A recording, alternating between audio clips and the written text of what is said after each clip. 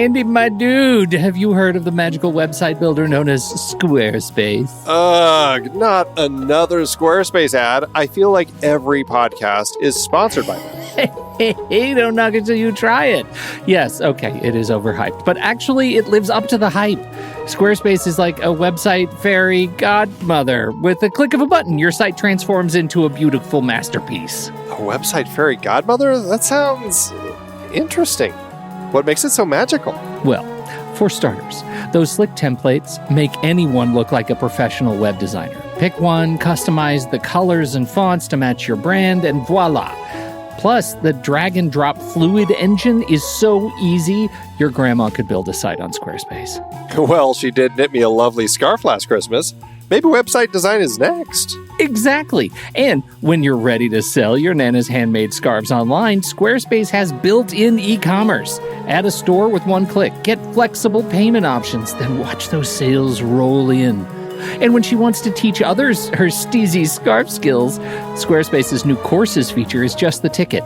Nana can set up her curriculum and enrollments and payments in a snap and become the next e-knitting influencer. Oh, wow, you really sold me with the grandma angle. Sign me up for that free trial.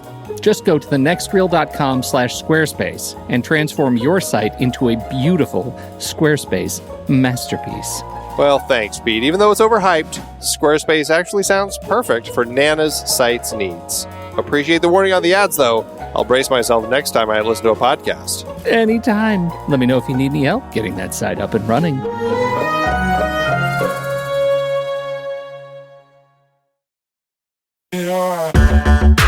Andy, can you believe we've almost hit 700 episodes of The Next Reel? I know, it's crazy. And with all the other episodes in our family of podcasts, we are well over 1,200 episodes of movie conversation. It's really pretty amazing that we've gotten to have these in-depth movie chats every week for over a decade now. And we couldn't have done it without our loyal community of film fans. Their support over the years has meant so much. For sure. That reminds me, we should give the merch store a shout out. Buying shirts from thenextreel.com/merch is a great way listeners can continue to support the show. Plus, they get to sport our great designs. Absolutely. I think sometimes folks forget we have a variety of shirts, mugs, phone cases, and more available. In fact, a great place to start is with a shirt sporting the Next Reel's logo. We also have that classic Fast Times Spicoli Surf School tee, or the weirdly popular Rusty's European Tour shirt. The one from National Lampoon's European Vacation. Why is that so popular? Search me, but we have sold a ridiculous number of those. I guess there are a lot of Rustys taking trips to Europe? We're always adding new designs based on movies we've covered, like our brand new design for a streetcar named Desire, featuring a streetcar named Desire. So if you want to rep your love of TNR and films, head to thenextreel.com/merch. Every purchase helps us continue to have these weekly in-depth conversations. So visit thenextreel.com/merch today. And as always, thanks for listening and being a part of the Next Reel community. We've got lots more great movie chats coming your way.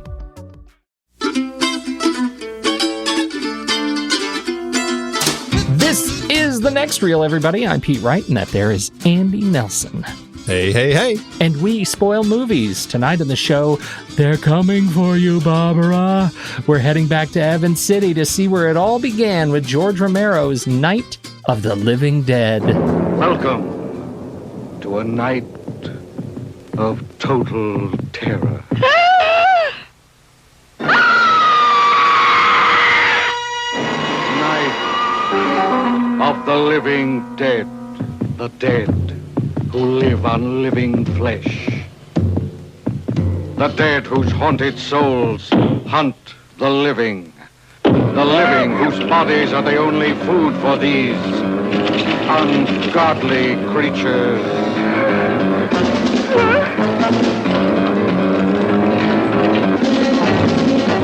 Andy, we are still celebrating the movies that are 50 years old. And you know, we're recording this a little bit out of order, but I feel like we would be remiss if we did not say that our movie tonight, this is a very, very special 50th anniversary celebration tonight as we record. It actually is very special. You're right. Because, Pete, the night we are recording is the actual 50th birthday of the premiere of this film. Almost as if we'd planned it. Almost. We completely didn't, but I love the fact that it seems like we did. I'm a big fan of this movie, and I'm excited to talk to you about it. But first, let's talk a little bit about the series. We're doing the first 3 of the Living Dead movies, and so we're kicking off the series with 1968's Night of the Living Dead. And I don't think we can say, Pete, the Living Dead series. You're right. We can't. We can only say the Dead. The Dead series. I was too eager. I was too eager. They learned something between the first and the second, and so it is the Dead series. Why did we choose this series? Looking at the films that are celebrating their 50th anniversaries, we're kind of combing through the wide variety of films that were released in 1968. And as soon as we saw Night of the Living Dead, I mean, this is a film that we have been talking about in this franchise of having on the show for years now. You have always been a big zombie fan. I love these films anyway. And I mean, I enjoy zombie films too. I think they're really fun to watch. I think the opportunity to revisit this original trilogy from the beginning just was really exciting to us. And knowing that it kicked off in the same year that was already kind of a big year of some great franchises, I think that gave us great reason to say, let's look at this one, because this essentially defined zombies as what they are today. So 50 years of zombies kind of came from this moment. It's kind of a magical inflection point in movies and lore. It's not as if it was the first zombie movie. In fact, there had been a number of zombie movies leading up to this, but it is the one that defined the modern rules for zombies that have been largely obeyed, 50 years hence. And I find that really fascinating. When we were talking about our crime series, we were talking about Targets and how resonant that film was, because it was talking about something that was still so resonant today, right? So real for us today. Zombies are doing kind of the same thing. Like we haven't quite learned the cultural lessons that the zombie lore is sort of portraying here. Before the 60s, before Living Dead, zombies were really all about white religion running headlong into black religion, right? It was white Christians against the savages of voodoo and Haiti and all of these island nations that we don't understand, and they're portrayed as savages. I mean, the first real zombie movie is White Zombie in 1932, and it's a movie that is all about this white couple that goes to this island nation and is overrun by witches and witch doctors and savages, and it is very much a battle of religions and savagery. By the time we get through the 30s and 40s and into the 50s and 60s, we're deep into war and nuclear fear and communism and contagion and globalism, and we're still trying to figure out the lessons of religion, but race. I mean, it all sort of comes to a head here. And as small of a movie as Night of the Living Dead is, as small of a movie of a budget that it had, it deals with, I think, some big issues that we were dealing with at the time, and for that I think it's pretty special. It really is. The zombies it is funny going back and looking at kind of what zombies were in the voodoo culture and how it really transformed because of this film. Because, I mean, there was an interesting element in those earlier films. I mean, I think that it's a really great tradition that kind of this whole idea of what a zombie was, this reanimated corpse through the kind of voodoo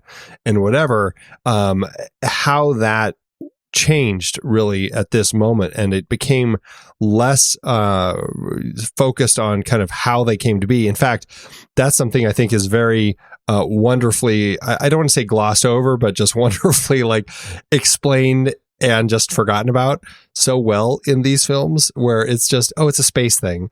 But here they are, like right at the beginning of the film, you already have zombies walking around, and it's like all of the dead. They're all rising and they're walking and they're eating flesh. Just the way that they came up with the ideas for these tropes that these living dead would have, I think was just, I'm sure that at the time these guys, this team of filmmakers, were just looking for something to do to make a fun, scary movie, and this is kind of what they came up with. And I love that they came up with all these elements that really kind of became such tropes in the genre. Well, absolutely. And, it's interesting to see when you talk about the other properties that were coming up around there, and then what Romero was using as sort of his source material, his own source material. We had these fantastic comics in the 50s and 60s, Corpses Coast to Coast, and that was a good one. It was gravediggers are on strike, and it causes a backlog of dead people. And then the communists come through, literally communists with an indoctrination tank that turns the piles of dead into zombies. It could not be any more political, like wearing its politics right in its, giant star on its hat. The 1960s Teenage Zombies shows a scientist from the East, quote, the East, using an experimental gas on the USA to zombify us all, this sort of lack of control, this mindlessness. And then Romero says, I essentially written a script based on the book I Am Legend, which we've mentioned on this show one reason or another. The Omega Man. Omega Man. It was the last time I think we talked about it, and he said, I just wanted to do something different. I wanted to look not at the end of humanity's being wiped out, but the end of this virus. I wanted to look at the beginning, at the very, very beginning. What if it started so small, and ends up telling a story that we're still sort of talking about today, a story that embodies, all of the fears that we had at this time. Like, good Lord, the story you talk about, the thing that they gloss over in and I would say more particularly in the movies we have yet to talk about, but the thing they gloss over here, they actually work, I think, kind of hard to tell us through TV and radio broadcasts about how this zombie thing has started. It's like the Venus virus that comes back on a satellite that they have to blow up, and blowing up this satellite, it causes this space radiation to come down onto Earth and reanimate the dead. Space is exactly the thing we were terrified about losing at this point, right? I mean, Sputnik launched in 1957, and zombies start becoming kind of a vehicle to express our fear of losing space to the Russians. It's just fascinating to me how all these things tie in together, thanks to the glorious gift of hindsight. Well, and I think that's what a lot of it is, because if you hear them talk about it, they write it off so wonderfully, just like, we were just trying to come up with something fun and scary. And I think that's an interesting element of this film in particular, because at the time, I think they were really just trying to make a scary movie. It turned into a film that you can read so much more in a lot of different ways, kind of the fears of space, the fears of Vietnam, and kind of the horrors we were seeing in the images on the news, just the disenfranchisement that people had with the government, and the unrest going on in our country, even the race relations, which end up happening in this film, and the wonderful finale that we get when our hero gets shot. It plays in a really interesting way that the filmmakers just didn't intend at all. And this goes to the whole idea of creating art. And once you create art, it's really no longer yours, and it becomes something that is so much more than what you had created. And this film, I think, allowed people to interpret a lot into it. And I think, which we'll talk about more in the next 2 weeks, gave the filmmakers ideas for what they could do with the following films. Well, I totally agree. And this is one of those movies, though, that, and I know these guys, I listen to the same stuff you did, right? When they talk about just trying to make a funny movie, but you can't, or a scary movie. We're going for unintentionally funny. You can't tell me that the symbols of the bodies piled up the outcome of the Tet Offensive, of Vietnam, the changing media habits, seeing the pictures of mass violence on television were not in the back of the minds of the filmmakers as they're creating the images that they are creating on screen. You just can't tell me that, that they weren't influenced by what was going on at the time, and that didn't put a stamp on this movie. It's just too clear. When you look at the closing credits that you bring up, this sort of Jim Crow era lynching style photography, I mean, that's what that was at the end of this movie. We'll talk more about the kind of climax of the film in a bit, but that, I think, is a thing that puts a stamp of time on this movie that is unique. Right, that puts this movie in a place that it is making a statement. Now, whether they come back and say, we didn't intend it, that's fine. I totally get it. But they were influenced by the period in which they were living, and this film is the result of it. I completely agree, and I think that's what makes the film live on. That's what gives it its longevity. Is that they were taking everything coming at them in society, all of these different things, and they didn't set out to make a film that was like targets, that was an exact kind of, let's take this situation that's happening in society today and tell a story that is reflective of that. But what they did is, like you just said, it's all of these ideas that are in the back of their minds. And yes, they're telling this zombie story, but as they're going, those little things are kind of, sitting in there and certainly influencing them. And yes, they're probably leading to them making some of their decisions, conscious or not. And I think that's what makes it a much smarter film in the long run, because it has those elements that allow you to have these conversations, as opposed to something that's just like, yeah, it was just a fun monster movie.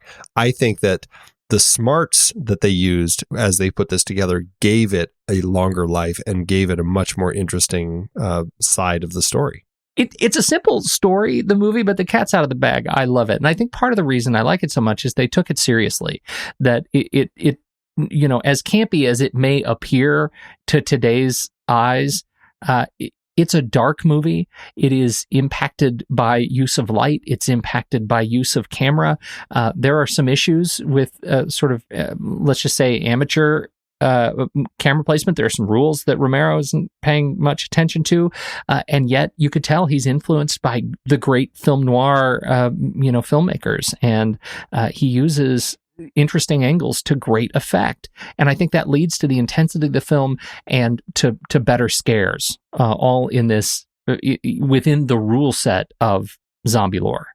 Romero is an interesting director, and it's, he was from a group of filmmakers that had been making projects, like commercials, industrial films, in the 60s. He was doing that with his friends John Russo and Russell Streiner, and they were making commercials and stuff. And so obviously they had a skill set. They kind of knew what they were doing already, but they were getting bored and tired of it.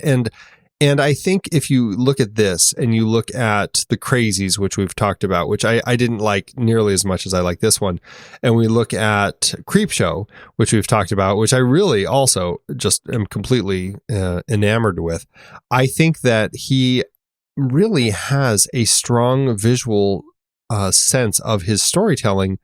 And it's clear right out of the gate. And I get excited when I watch a first film and you can see that this is a person that you feel confident in taking you on this journey. Absolutely, with this film, I feel that coming from George Romero. I want to talk a little bit about the zombie rules that he essentially redefined with this movie, because these are the tropes, right? These are the tropes that we live by for zombie movies to come. I think it's interesting because there are some that have been sort of cemented in as modern zombie lore from this movie, and there are some that I feel like outside of the Romero universe, the Romero zombie cinematic universe, that's a thing, right? Can we make that a thing? Sure. I feel like have not stuck, and I think it's an interesting reflection on what he and the team created here. And just to that point, I will say there are also going to be some interesting ones to see what he tried to do himself, and he himself didn't even follow. in his later films. Yeah, right. Exactly. And I think that's interesting. So the rules here, we've already talked about it, and this isn't even a rule. This is just the thing that where the zombies come from. There was an intent with this film to define where the zombies come from, as we said in the beginning, Spacebug, right? Spacebug satellite, and they tell this kind of elaborate story through a combination of radio and television broadcasts about what the officials are telling us about the Spacebug. Did you like the Spacebug? I guess I do. In the context of zombie films, I feel like they're always going to try to come up with some explanation as to what's happening, whether it's something from space or whether it's an infection in one way or another. I kind of like it. I think it allows for something different. And like they do here, I don't feel like it's something we necessarily need to linger on very much. I'm trying to think if there have been anywhere that I feel like they linger way too much on it, but I'm struggling thinking of that right now. Well, it'll be interesting it'll be interesting to look at some of the later movies that in many ways have just decided not to talk about it and look at other things. Just give up on the whole origination of where the zombies came from in the first place. I feel like the less they linger on the origination of the zombie, the better for me, right? I find it scarier when the mass of infected, whatever they're infected by, is mysterious. It leads to a lack of sense of control for the survivors, and I think that's good. I like that, and I feel like they may have spent a little bit too much time, particularly in that middle sequence we'll talk about, where they have parallel stories going forward, and it's just there's a lot of broadcast. So anyway, that's part one, is origination of the zombie. Part two is the reanimation of the dead. Now, we don't need to know how the origination of the zombie thing starts. We just know that it's only getting worse, right? It can only get worse. And with the destruction of this satellite, something has magnified the mysterious force that's reanimating the dead. And that's what's happening at Evans Mills and all over all around the world. How do you feel about the reanimation part? Did you buy that? Yeah, I mean, it is inevitable that that's going to have to happen in a zombie movie. Mm-hmm. I will say the one thing that I feel is lacking here, which doesn't bug me, but it certainly is something that I find noticeable, is if you're reanimating the dead, there are an awful lot of dead people who didn't seem to crawl out of graves. Even hanging out in the cemetery, like we were at the beginning of this film, we have a guy who's just walking around, and he clearly didn't just walk out of the grave, but that's probably the only place he could have come from. Well, he was pre-burial. That was one of the things that they talk about, is that those that are pre-buried, they haven't been actually finished, then they're gonna stand up and walk around and come after your flesh. Well, and there are plenty of those. I mean, that's what everyone is pretty much, because there are no. And we'll get to this as they get bigger budgets. We'll get to people coming out of the ground, right? Because we don't have any of a lot more rotted, exactly, the rotted flesh stuff. We don't get any of that, really. Yeah, right. Okay. These people all look incredibly freshly dead. They do, fresh dead, and like they didn't die of anything. Like there's no bullet wounds, there's no injuries. They all had like heart attacks or something. Yes, they're all cardiac dead. These are the fresh cardiac patients. And this leads to a hunger for flesh. Now, I think this is interesting because we don't get a sense here that they specifically hunger for brains. Yeah, the brains, I think that's something, if I recall correctly, I don't think that ever gets introduced in this franchise by Romero. I think that's something that John Russo took when he split off from Romero and started the Return of the Living Dead films. I believe that is the origin of zombies want brains. I might be with you. I have a memory, and I can't remember if it's in one of the films we're going to be talking about.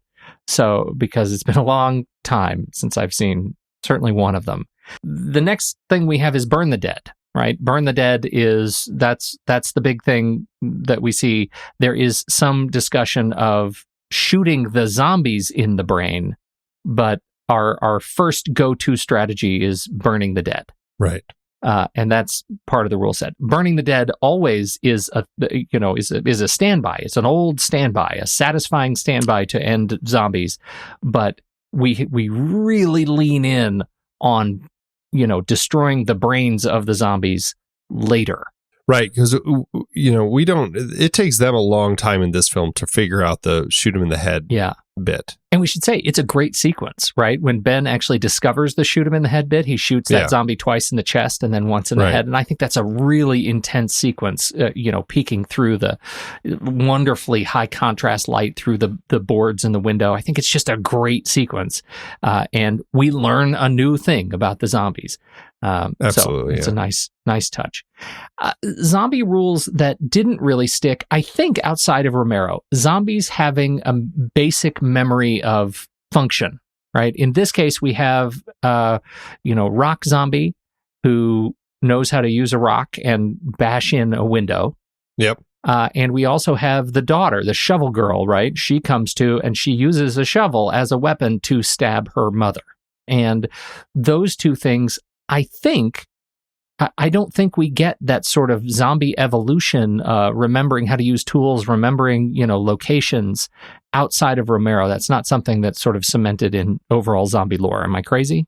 It's, I know Romero runs with that idea even further past this original trilogy. Because if you look at his later films, that's a definite thing that comes when he's like doing Land of the Dead, when they're using fireworks to distract the zombies because they still have that innate reaction to look up and watch the fireworks, and they return to their jobs and things like that. Like it's an interesting element that I think is definitely worth exploring if we continue talking about his films down the road.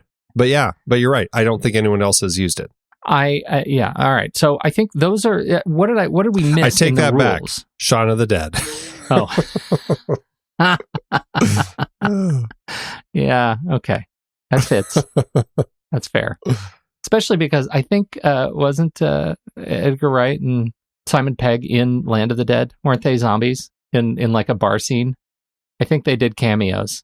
Yeah. Surely they took something from that.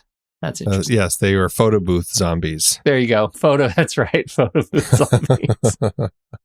I mean, I don't know if we're talking like serious zombie films, I don't know of any that have done have kind of continued that trope. But certainly ones that might be parodying or paying homage will likely be pulling some things like that. So I don't know if it's fair to completely say that. And any rules that stuck out to you in this one that you felt like were worth noting? There's the zombie speed and strength. I mean, certainly these zombies weren't necessarily sluggish. Like sometimes you see the zombies and they move really slow and you feel like you could run away from them because they don't ever really run. They just kind of shuffle along. The first zombie that our heroine encounters when Barbara is in the cemetery and that guy grabs her. I mean, he's pretty aggressive. He's an incredibly aggressive zombie.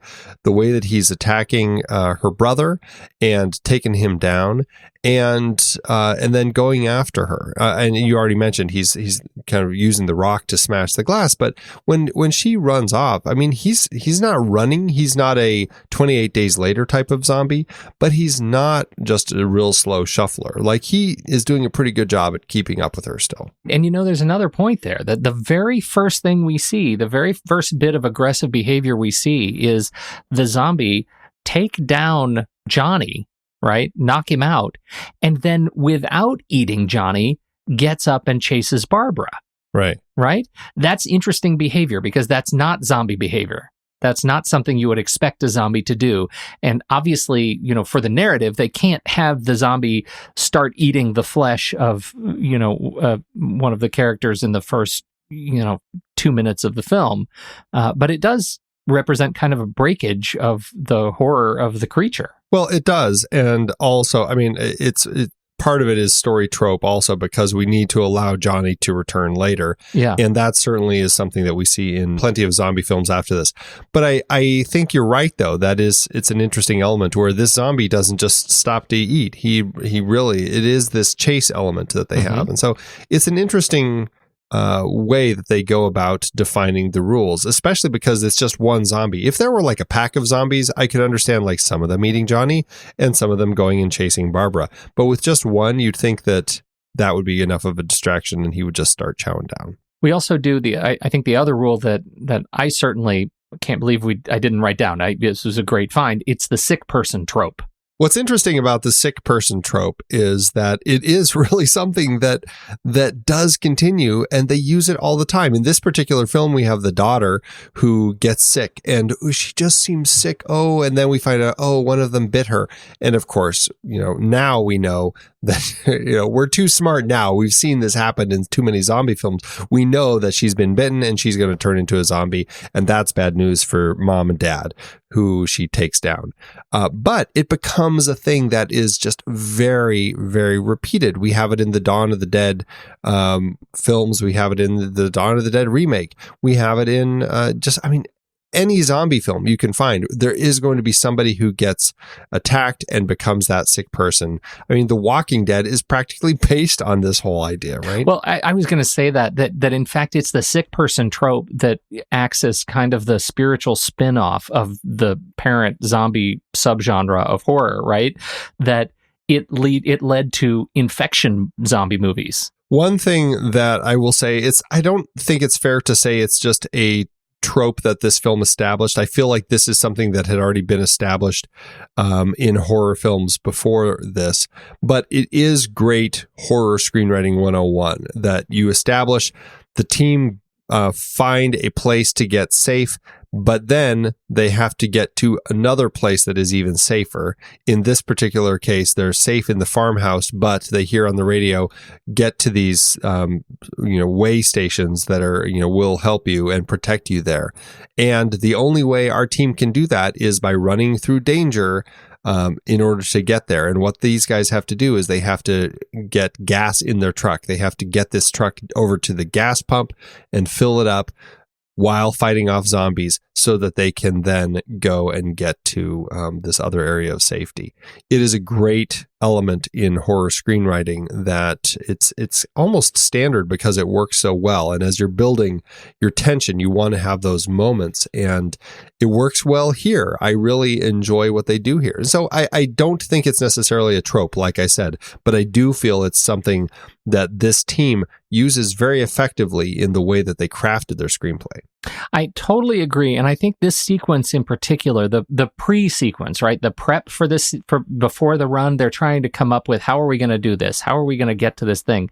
And that discussion is really interesting because it's intercut with a lot of the radio TV stuff. You know what I'm saying? Like it's all of the description of radio TV and of them describing the rules, describing the killers are eating the flesh of the people they kill, and there's a lot of that. But having that intercut with their planning on how to do the next action sequence actually moves both elements in the film forward, and it's really efficient to my eye and ear in this case. It just works because it's a great way to make that exposition not slow the film down. There's something else happening, and it allows for you to be absorbing that exposition while you're also paying attention to what's happening. And the people who are watching the exposition in the house or listening to it if it's on the radio, that they're also paying attention to what's going on outside. How safe are the people out there?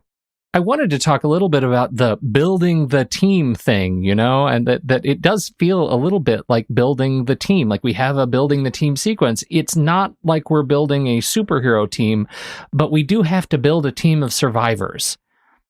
There are, we start with Barbara in the house, and she comes in the dark house alone. That's a scary sequence because you already know she's on a downward spiral to catatonia as she runs up the stairs and sees the first dead at the top of the stairs. Then we meet Ben, and he takes some control. There's a wonderful sort of dramatic exchange between the two of them where he's doing most of the talking and most of the work, and she's kind of sitting. He says, grab some wood, and she grabs some widow sticks to contribute to boarding up the door, it's a great exchange, and it showcases him as a performer. I think he's just fantastic. And then we get the family that's been in the cellar the whole time.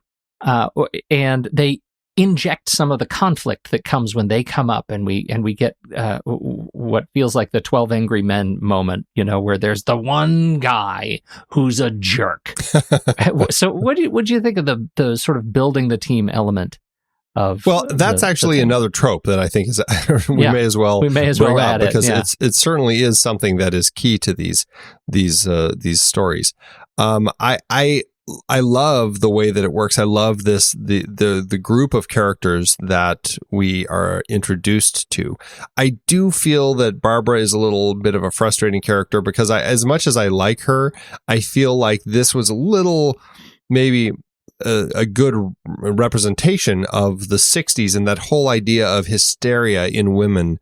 And if anything I feel is a little dated, it's that hysteria that Barbara exudes in this particular film. I feel like it's a little strong. At the same time, I do know how people can be, and I don't put it past somebody to be kind of in complete hysterics because of something insane like this happening, where your world basically is completely flipped upside down. Likewise, when Harry comes up and he's such a jerk, and I'm like, I don't completely buy off on the way that he's behaving, but then I step back and, while I feel like some of these are a little stereotypical, and I feel like the filmmakers fell into some rudimentary kind of characterizations of people, I also felt like, I can buy into the fact that this woman is hysterical. I can buy into the fact that Harry is freaking out so much that basically he's like, no, I'm going to go down to the cellar and that's final, and is complete jerk about it, because I think that can really happen to people where they stop making sense. Nothing is making sense anymore. And so they lock themselves into a pattern. And so in the end, I find myself actually buying into it. What I really like so much about Harry and Helen is that they are the commentary on marriage in the face of all of this craziness. There is a wonderful line that Helen says early after we meet her. Harry goes back down. He's trying to sort of, he's be this macho guy, and he's trying to defend his decision to stay locked up in the cellar with the daughter, who now, as we know, has been bit. Or I think we don't know at this point that she's been bit, but later we know, and then we realize that would have been a terrible idea. And and Helen says, that's important, isn't it? For you to be right and everyone else to be wrong. So Harry and Helen are falling to pieces, but we discover that they're falling to pieces in about 4 lines of dialogue.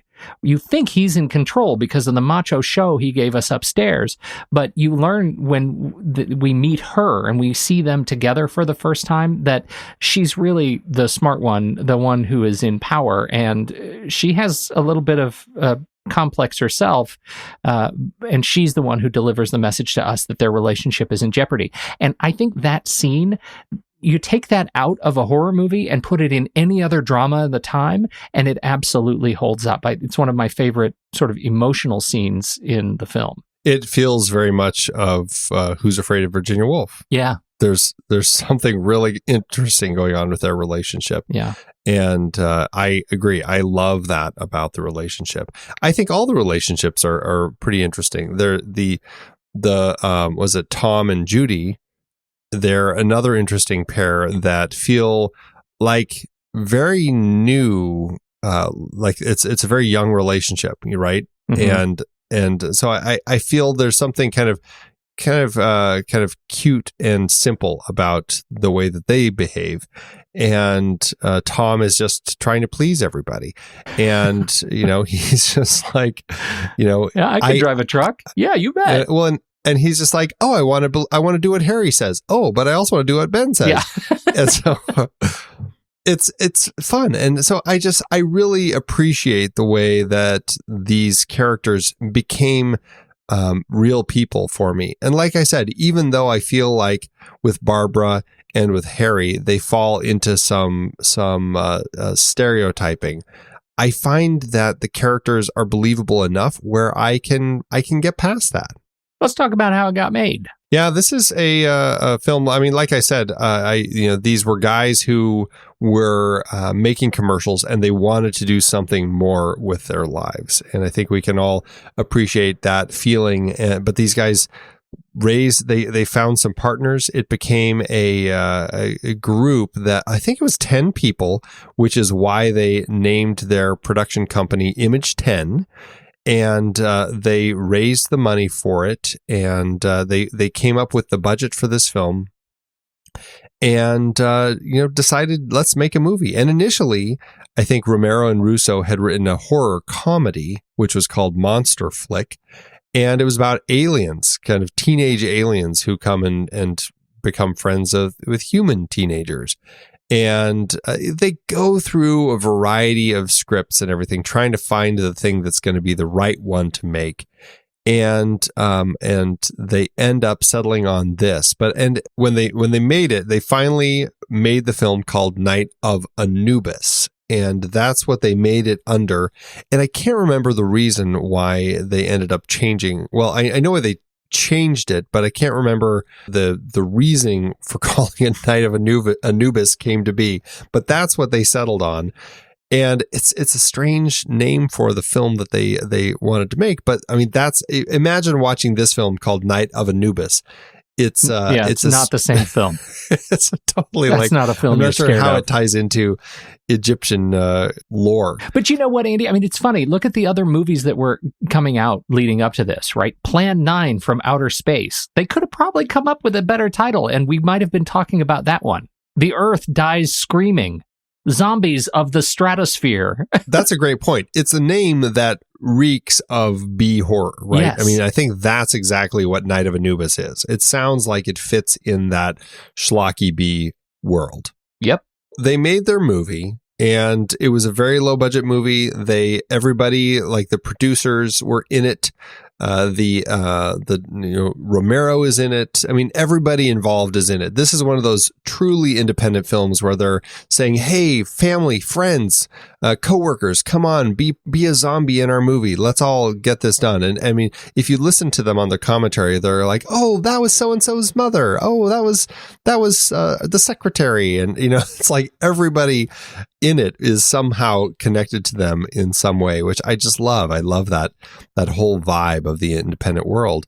But it also meant that they were doing stuff that maybe they shouldn't have been doing by themselves, like trying to do their own fire stunts and things like that. And one of the guys accidentally set himself on fire when they were lighting a chair, like when Tom is holding the gas pump and swings it around with gas squirting out right into the torch. Yes, that's a thing you do. But it's low budget filmmaking, so they were filming on weekends and evenings and whenever they had a chance. And so it took them like 6 months to film, even though they didn't film consistently. It was like a weekend here and a weekend there.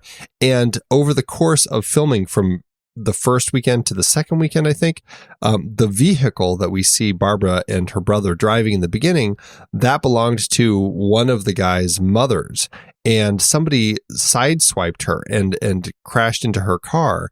And so they couldn't show that side of the car. And so they had to come up with a reason that there would be this accident in this car. And so that's why you have that kind of fake looking crash into the tree when Barbara crashes. And I was like, wow, that was a serious, it didn't look like it even touched, but dang, you just tore up the whole side of your car sort of crash. No, it was good. But, they worked with what they had. And I think that is something that I find really interesting. Another interesting element is the character of Ben was originally written as kind of a not so educated truck driver. And I guess he was kind of pictured as a simple, I don't want to say a simpleton, but somebody who's just not as educated. He's a lower class, uneducated sort of guy.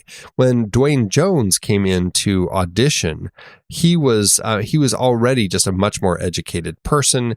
I can't remember what he did, but there was something like he was like I don't want to say a lawyer, something like that. He really thought that the dialogue and the way that this character acted was just too simple for him, and he refused to do it if it was going to be written that way. And so a lot of his dialogue he kind of upgraded, and he made his character a much more impressive character, and that really reflects in how he comes across on the screen. And it turned this character into kind of a surprisingly smart and a wise protagonist for a film that was an African American character. That is something you didn't really see in 1968.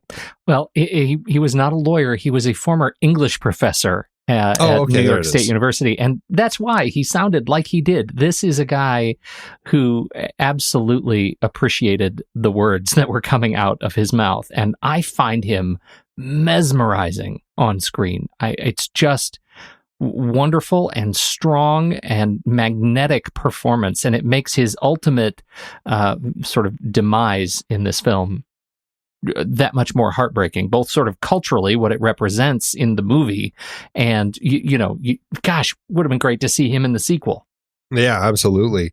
But again, that goes to just such an interesting way that the film ends, because they really didn't intend it to be necessarily a black guy getting killed by this white country hick. Yeah. But because it ends up giving so much more weight to that ending. And I every time I see it and I see those still images afterward, it just hits me. And I'm like, wow, that is like a really ballsy way to end this movie. Yeah. Very powerful. Jumping back to a couple stories, though, there's one more that I think I have to just run through real quick because I think it's really funny. They were filming the scenes in Washington, D.C., and they were faking this whole thing where this camera crew was going up and talking to this general in this car.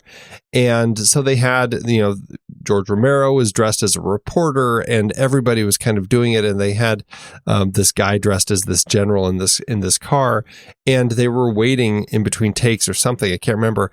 And they totally were doing this guerrilla style where they were not getting permission to film at all. And they were so afraid that they were going to get kicked out because there were guards everywhere. This is like right in the heart of DC.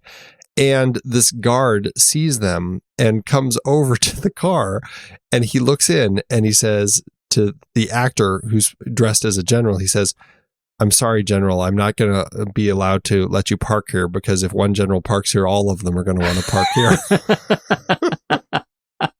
That's fantastic. I didn't see that story. Oh, that's fantastic.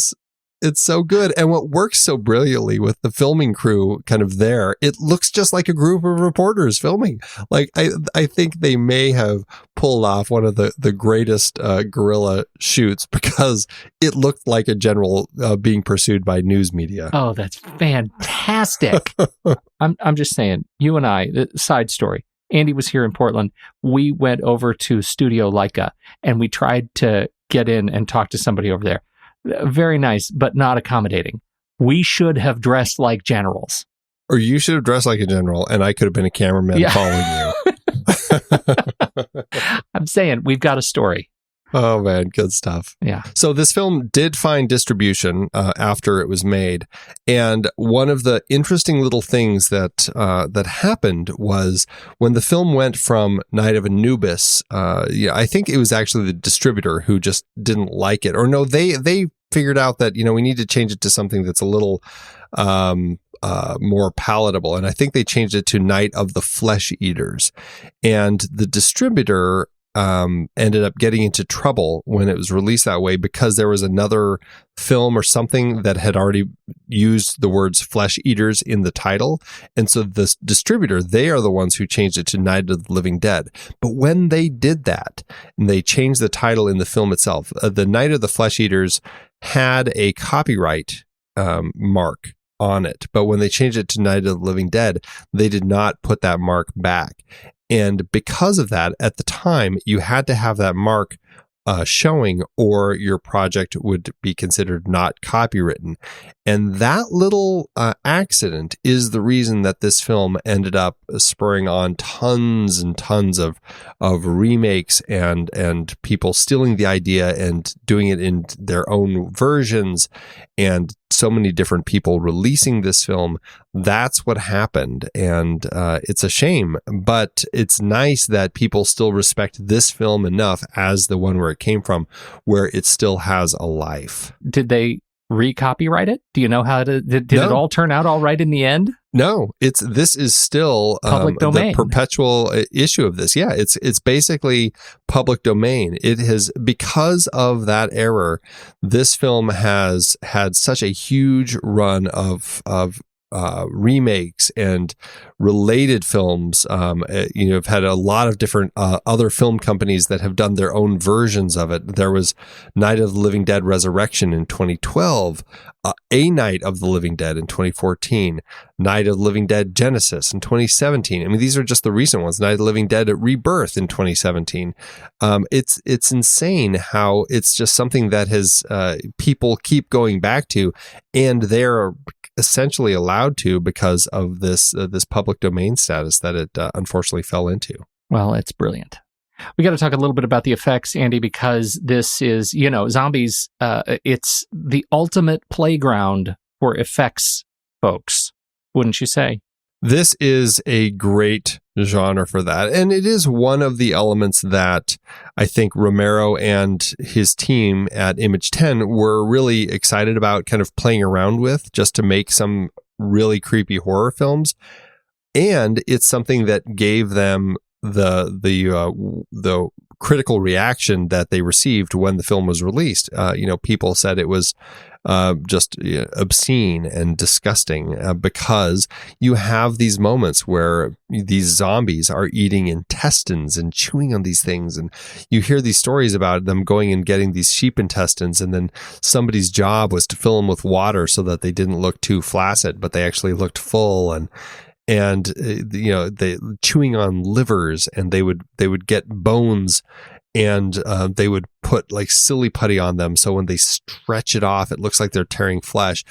And chocolate syrup. I mean, all of it works so brilliantly in black and white photography because it feels so visceral and awful. And they do a great job of just those elements. And then you look at stuff like when they're hacking at the hand that comes through the window, they make a great little clay hand that gets hacked apart, or the face that's like, the body that Barbara first sees when she comes into the house, and it's just all falling apart, and how they painted a ping pong ball for the eye, and just all the stuff that they stuck onto it to make it look good.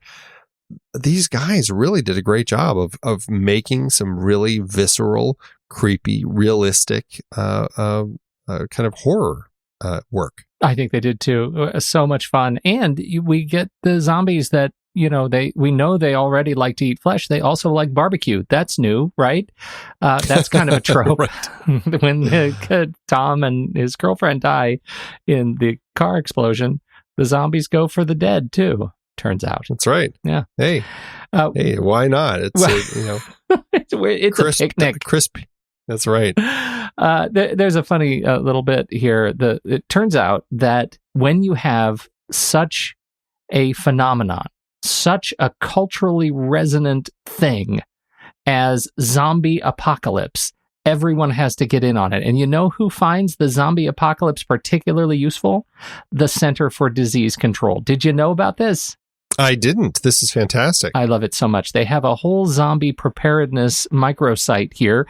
You can go and learn about major disaster preparedness by actually looking at what the CDC would do to prepare for a zombie outbreak. And it is a way for them to sneak learning into your brains, because they know that the great unwashed doesn't know how to read, but we do know how to watch The Walking Dead. And once they get into us that way, they got their hooks in, They got their hooks into us, Andy, and they're going to teach us. And so they have an entire curriculum, zombie preparedness for educators. They have the zombie preparedness poster you can download for free and reprint and put it all over your home and your office.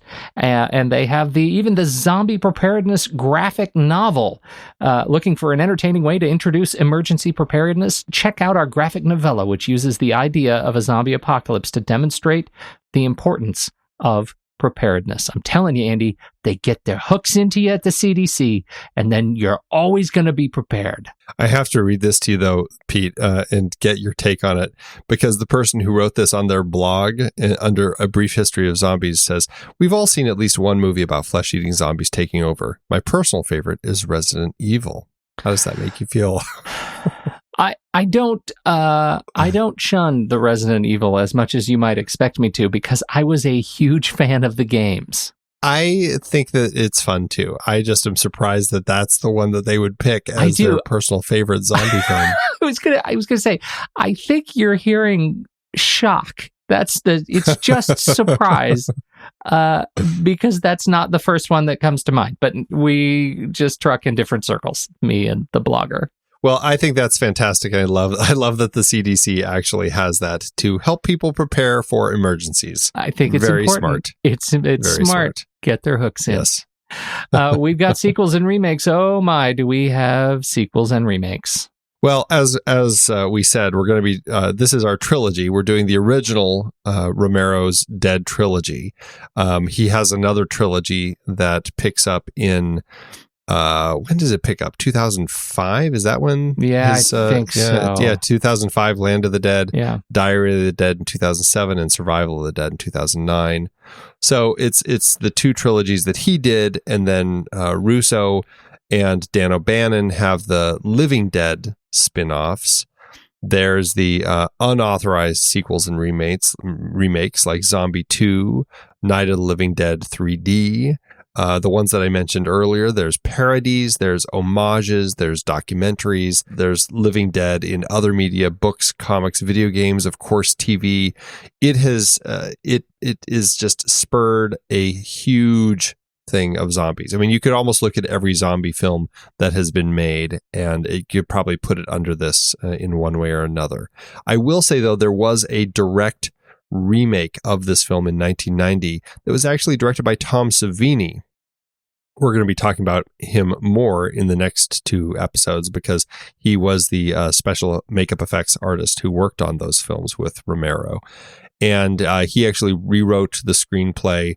It follows it pretty closely, but I think in the remake, I believe that Barbara is a much stronger female character. And so, well, because everybody knows that female characters written in the 90s were known for their strength. Do we have anything to report from the awards office?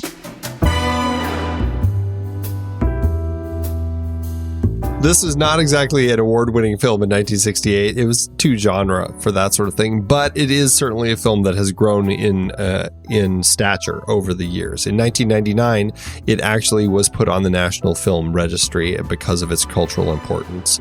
In 2011, George Romero was given a Horror Host Hall of Fame award. And in 2018, just this year, the Saturn Awards, they gave the Criterion Collection an award for their brand new special edition Blu-ray release that just came out a few weeks ago. And it looks gorgeous. That's what I watched. That's what you watched? Very sexy. Oh, it was. Sexy zombies. How about next... Sexy zombie. How about next door to the awards office, in the Office of Numbers and Light? Well, Romero and team were working on a truly independent budget for their little movie, as I had said. They only had $114,000, which is about $790,000 in today's money. With the distribution they found, the movie premiered on October 1st, 1968 in Pittsburgh before it spread out to a wider audience. They made their money back handily, despite being criticized for the level of gore, earning just over $12 million domestically and $18 million internationally, for a total of $208.2 million in today's dollars. That is an incredible return on their original investment, raking in more than 260 times its budget and leaving it with an adjusted profit per finishment of $2.2 million. All told, the little zombie movie that could proved that this team had some fun ideas that audiences were looking for. Can you imagine that, Andy, that this all started with these 10 people throwing $600 into the pot to start production on this movie, $6,000, and they started production on this movie that we are talking about 50 years later. You and I should be so lucky to have that kind of a legacy. We should be. All right, Andy, I think with all of that said, it's time for us to rank it. Let's do it. Head over to flickchart.com/thenextreel. You'll see all the movies we've talked about on this show. You'll also be able to swipe over in your show notes, tap the word flickchart, and it should take you right over to this movie where you can add it to your list and see how it stacks up to ours. First up, Night of the Living Dead or Fat City? Well, I'm Night of the Living Dead on this one. I am too. Night of the Living Dead or Fargo? I'm Fargo.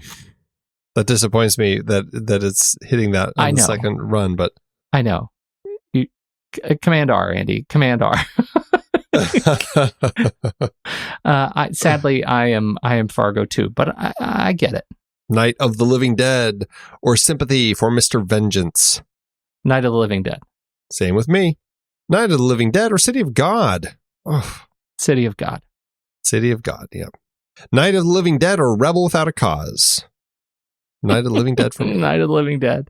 I would love to see his dad as a zombie. That's exactly what I was thinking. That would be so good. Oh, Night of the Living Dead or Forrest Gump? I am Gump. I am too. Night of the Living Dead or Targets? I mean, I'm Night of the Living Dead, but it's difficult. Yeah. It's very much because of what that movie has been to me over the years. Yeah. No, I get it. Night of the Living Dead or Glengarry Glen Ross? Glengarry Glen Ross. Yep, Glengarry Glen Ross. Well, that lands Night of the Living Dead at 125 on our chart out of 373 films. That is about a 66%, which is much lower than I feel it should be. But we have talked about a lot of good movies. Well, so what does that do for your personal flick chart? If you think that is too low, where should it be? My personal flick chart is at 507 out of 4,053, which is about an 87%. Okay. I ran into a little bit of trouble, but it ended up at 211 out of 1041, which is about an 80%. So I think we're in the same ballpark.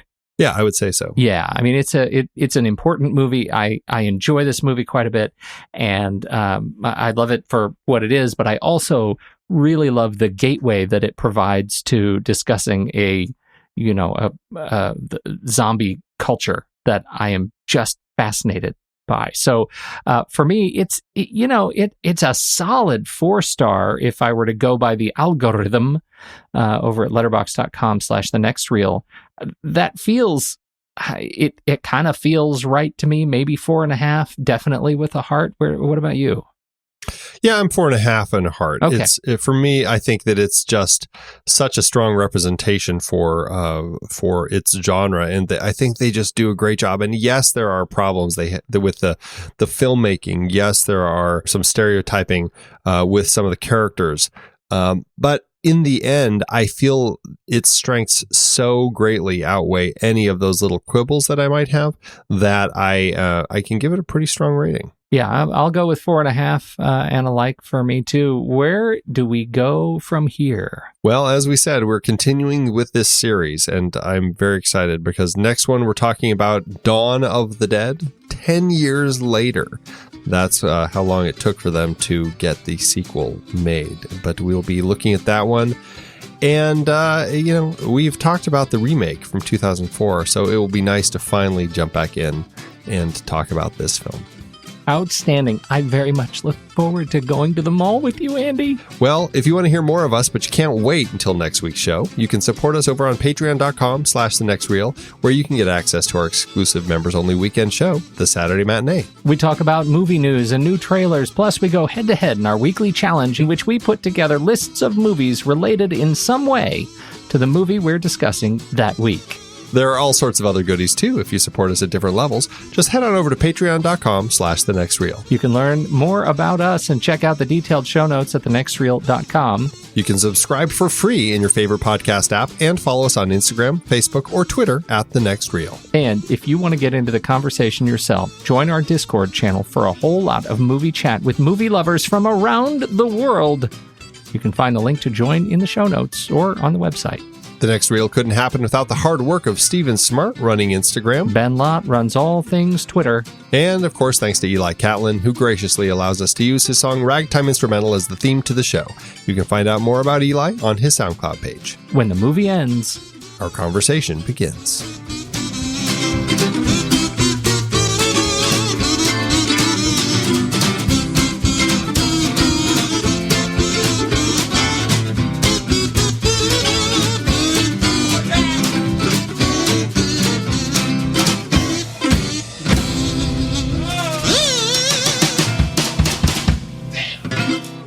Amazon giveth, Andrew.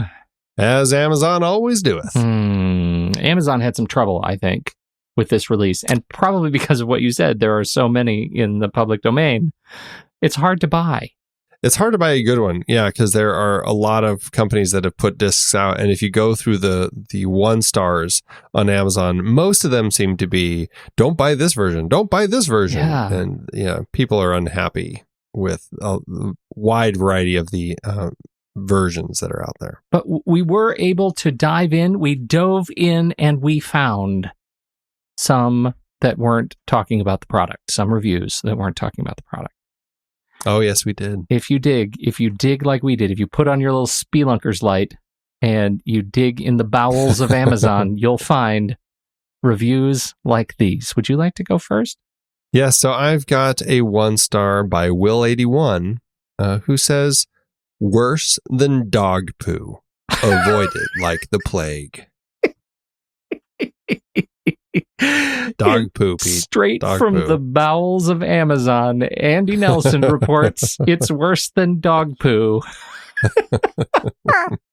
Oh, well, I mine comes from C. C writes, meh. Too much hype for a poorly executed horror film. May have been low budget, but so was Halloween. I guess I had high expectations. On that one, I'm going to click helpful. I'm also going to do that to the dog poo one. Helpful. Thanks, Amazon. It is hard to believe that we have been having in-depth weekly conversations about movies since 2011. So many great movies, so many great conversations. But it's a lot of work. Producing this show week after week does require a lot behind the scenes. If you'd like to help support our efforts, one easy way is by using our originals page when shopping for books and movies that we've covered. Your purchases made through our links give us a small commission at no extra cost to you and allow us to keep having these great discussions. We had some great films in Season 8 that started their lives as books or plays, and you can find all of them on our originals page at thenextreel.com/originals. That's the site where listeners can find links to purchase all the source material behind the adapted films we covered, from Season 1 up through our current season. For part of Season 8, we had a series celebrating the 50th anniversary of films from 1968. We talked about 2001 and 2010 for our Odyssey series, both adapted from Arthur C. Clarke's novels. Man, the second one was so much better than the first, right? Don't you even get me started. Need I bring up Under the Cherry Moon again? Yes, also so much better. Wait, no, that's not what I... Planet of the Apes kicked off its series based on the novel by Pierre Boulet. We covered Danger Diabolic and The Detective, adapted from novels for our 1968 crime films. Wait, wasn't that The Detective, the prequel to Die Hard? They were both written by Roderick Thorpe, and yes, it's the same character in the books. I can't believe they even asked Sinatra if he'd be in Die Hard. That would have been weird. Once Upon a Time in America was part of our Leone Once Upon a Time trilogy, adapted from Harry Gray's novel.